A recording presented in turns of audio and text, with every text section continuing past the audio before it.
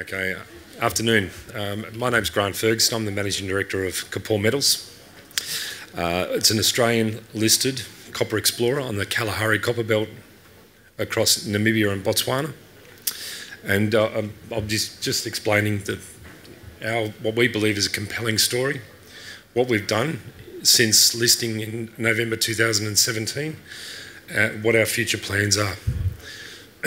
And if I'd like to echo one of our neighbours, a very successful explorer and now a resource development company, Julian Hanna of Mod Resources, that it is all about domes.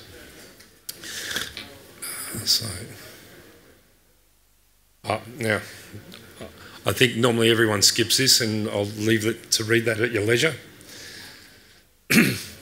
Kopore, as I said, is just listed in November last year. We've hit the ground running for various reasons.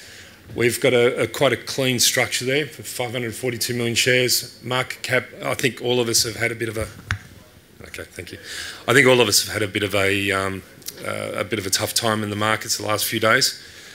We've got approximately 3 million in cash in the bank at the moment, and no debt. The team, very small team, very hungry team. And Peter Mayer is our chairman. Now, Peter was the chairman of Extract Minerals, who successfully found a very good project in Namibia not that long ago, about 7 years ago, 8 years ago, and ended up selling that for $2 billion. So Peter's been a great strength to our team. Myself, I'm actually a geologist by background from the School of Mines in Kalgoorlie, and then went off mining for gold and copper through Africa and up Papua New Guinea with Octeti, and then other things that I've done as well. Strong corporate support from our non-executive, Shannon, and our integral member of the team, which is David Cattrall. And David is a Malawian-born exploration geologist, a die-hard geologist, loves the bush, but he also lives on the Kalahari and has been involved with the Kalahari for the last 12 years. He's also been part of the team for Kopore Canyon, and I'll explain that in a diagram in a minute, that has discovered some of the properties. So bringing David into our team has not only helped us hit the ground running from a technical perspective, but also operating in a new environment. So it's been a very good addition to our team. Now, as I said, we're a young company. We have basically identified opportunities and we've actually expanded our licences from even November last year to now become to increase our land holding to 14,000 square kilometres, a large area, but these are large style deposits.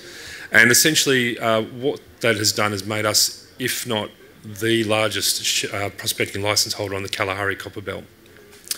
So what we've done is we've gone from concept late last year through to actually drilling right now. We've got 3 drill rigs on site. We've conducted, and I'll talk about that in a minute, but we've moved extremely aggressively. We've also recently acquired or prospected and applied for some land in Namibia, and we've been awarded that, and that's brought along also 4 confirmed domes and a further 9 domes across our entire licence areas. And that's where I reiterate what Julian Hanna's been saying about the domes, particularly of interest, because that's where the mineralisation sits. Now, the Kalahari Copper Belt is 1,000 kilometres in strike length, and it straddles 2 very stable jurisdictions. You can see it's a little bit light in shading, but you can certainly see in the blue, you can see the Kopore Canyon at the north, and then in green you've got Mod Resources, and then you've got our licences in red. Now, the whole Kalahari Copper Belt has gone a whole new renaissance. You've got some major discoveries that have happened. Kopore Canyon are busy developing one of the largest deposits in that area for copper and silver mineralisation. And then Mod Resources have come out with some recent discoveries, T3, which is just up the road from us, and then in the last couple of months they've found the A4 dome, which is a spectacular effort by those guys as well. We feel that we've got the same rocks coming into our properties. In fact, we can see a lot of similarities, particularly with our drilling process.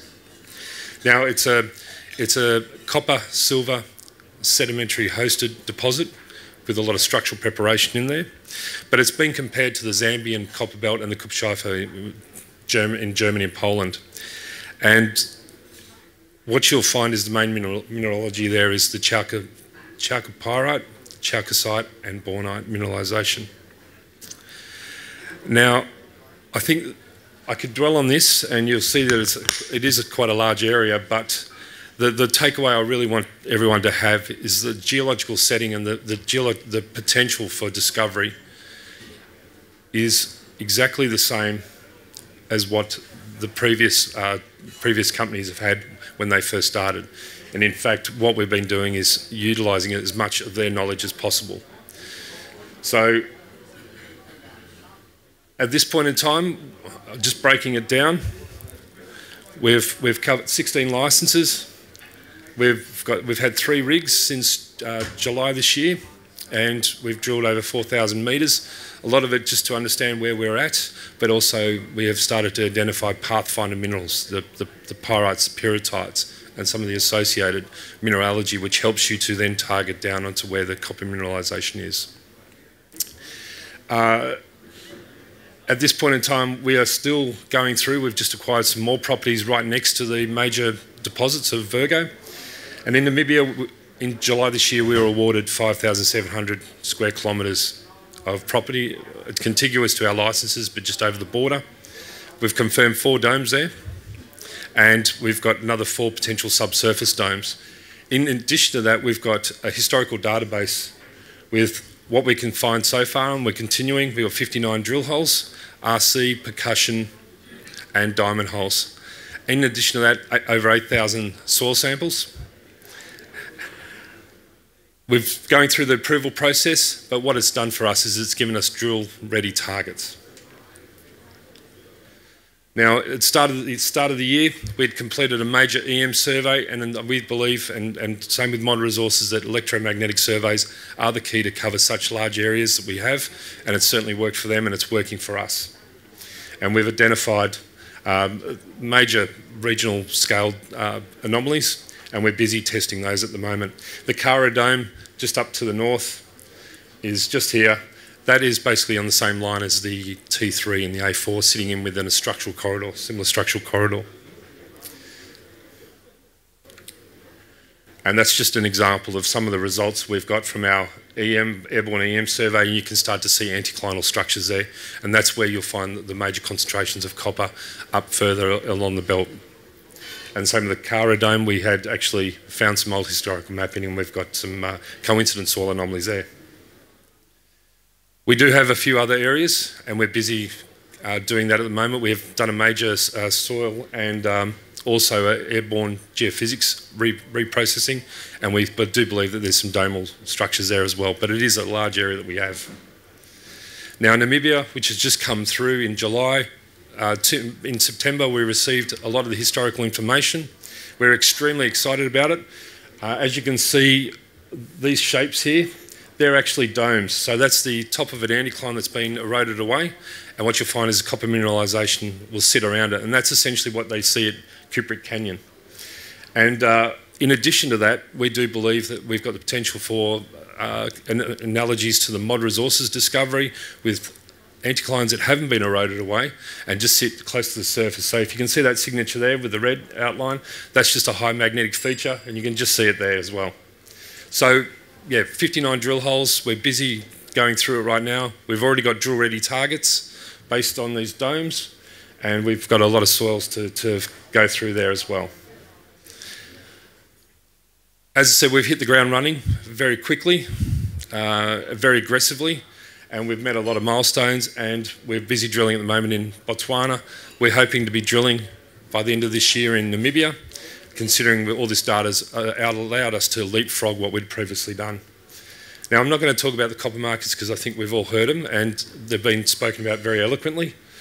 But I think, as I said, the takeaway for us is that the scalability of our projects, we have a strong team that has delivered, has discovered, delivered and taken through to mining.